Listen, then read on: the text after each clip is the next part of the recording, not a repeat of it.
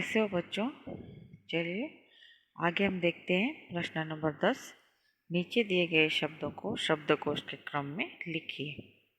तो इसमें देखिए सारे जो शब्द है क से शुरू होते हैं। कुदाल, किलकारी, कपूर, कंगाल, कारावास, कीर्ति, कृषि। तो ऐसे इन सबको हम पहले तो शब्दों को पहले लेंगे। तो उसमें देखिए पहले जो आधा है यानी जो कंगाल है इसमें क थोड़ा और न से आधा और न से जुड़ा हुआ है, तो इसलिए इसको पहला लिया गया है। तो कंगाल, फिर पूरा क जो है कपूर, फिर क काकी की के हिसाब से लिया गया है।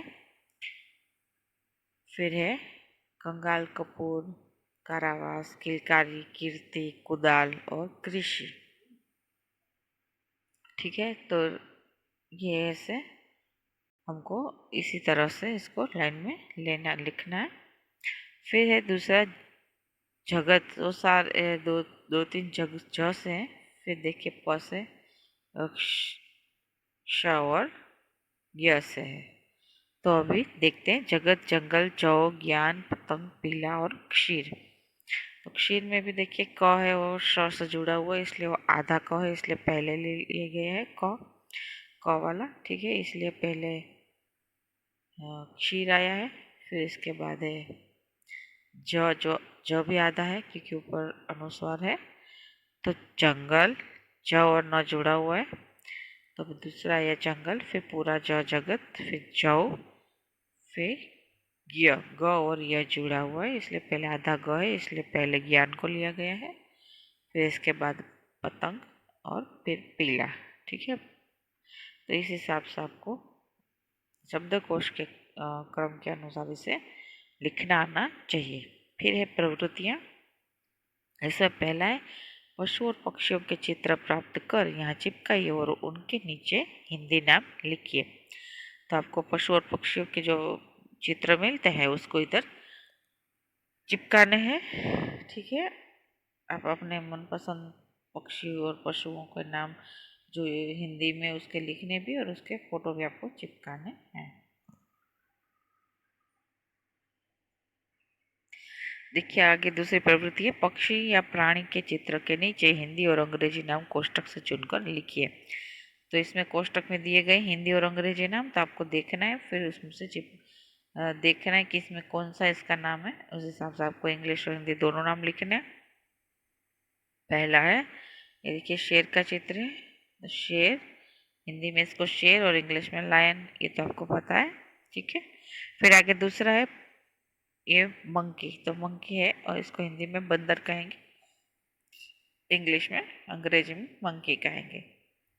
फिर एक गेंडा, यानी इसको इंग्लिश में राइनो कहते हैं। फिर चौथा है जिराफ और उसको इंग्लिश में भी जिराफी कहते हैं। फिर पांचवा है भालू, तो इसको इंग्लिश में बियर कहते हैं। छठा है मछली, तो उसको इंग्लिश में फिश। और सातवां है बत्तख, तो उसको इंग्लिश में डक कहते हैं। फिर आठवां है कछुआ और उसको कहते हैं टोरटॉइस। फिर नौवां है मगरमच्छ, मगरमच्छ को इंग्लिश में कहेंगे क्रोकोडाइल। फिर है तोता 10वां और उसको इंग्लिश में पैरोट कहते हैं। फिर है काकातुआ, उसको कैकाटू कहते हैं। फिर 12वां है मोर, उसको पीकॉक कहते हैं। फिर है शुतुरमुर्ग यानी ऑस्ट्रिच।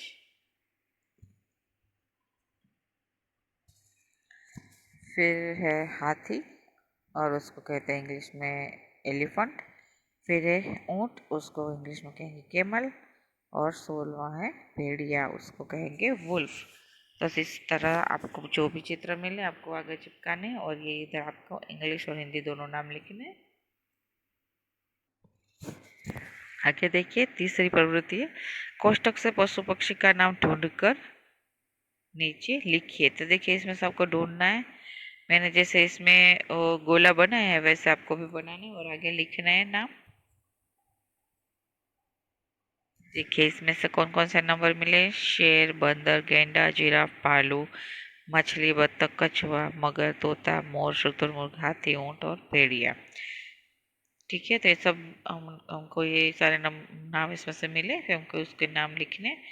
फिर आगे देखिए चौथी प्रवृत्ति है, नीचे दिए गए जंगल के दृश्य का वर्णन कीजिए। तो इसमें जंगल का दृश्य बताया गया है, इसको हमें लिखना है कि इसमें आपको क्या क्या दिख रहा है।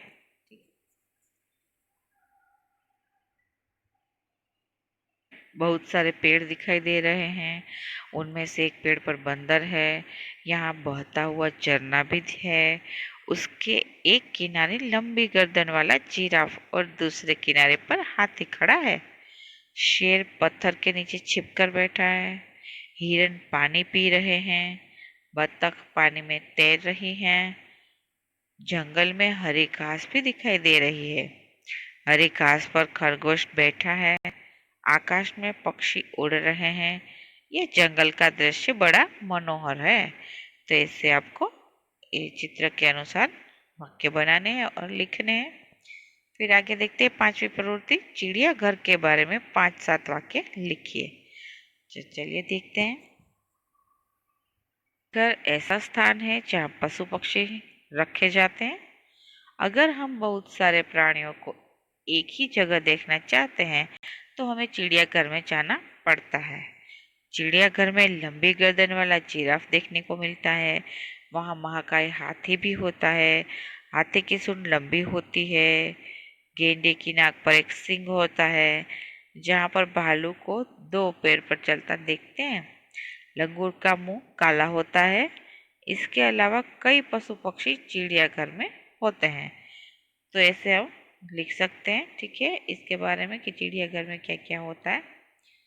तो देखिए आगे फिर इसके आगे वाली जो प्रवृत्ति है उसमें सुंदर अक्षर हस्ताक्षर से लिखिए। तो इसमें आपको जो यहाँ पे वाक्य दिए गए हैं उसको वैसा सेम ही लिखना है और अपने सुंदर अक्षरों में लिखना है। चिड़ियाघर में शोरगुल नहीं करना चाहिए। जानवरों को चिढ़ाना नहीं चाहिए। जानवरों की ओर कंकड़ नहीं फेंकना चाहिए। जानवरों की ओर खाने की चीजें नहीं फेंकनी चाहिए। आप आपको नजदीक भी नहीं जाना चाहिए, है ना। जो जानवरों के नजदीक नहीं जाना चाहिए। ठीक है, तो ये सारी सूचनाएं हैं। ये हमारे लिए बहुत उपयोगी है। हमको जब भी चिड़ियाघर में जाते हैं ये इसमें जो जो सूचना दी गई उसका हमें अच्छे से पालन करना है। और ये जो वाक्य है वो आपको अच्छे से अच्छी राइटिंग में लिखने हैं।